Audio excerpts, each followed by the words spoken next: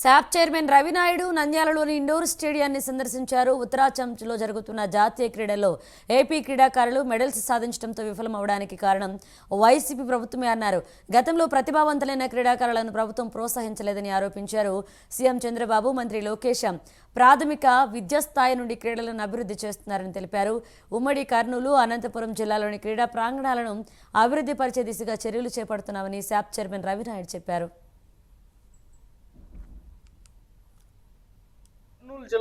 ఉమ్మడి కర్నూలు జిల్లాలో క్రీడాకారులు రాణించాలన్న కసి తపన ఉంది. సరైన సౌకర్యాలు లేక, వసతులు లేక చాలా మంది వెనుకబడిపోయి ఉన్నారు. ఈరోజు మంచి ఇన్ఫ్రాస్ట్రక్చర్ కానీ క్రియేట్ చేయగలిగితే, మంచి విధానంతో ముందుకెళ్ళగలిగితే, ఏదైతే ఉన్నాయో ఈ ప్రాంగణం కూడా చంద్రబాబు నాయుడు గారు ఆ రోజు ఆలోచన అనుగుణంగా నిర్మాణం జరుగుంటే ఈరోజు ది బెస్ట్ ప్లేస్ అయ్యేది. ఇక్కడ ఇన్ఫ్రాస్ట్రక్చర్ క్రియేట్ అయ్యేది.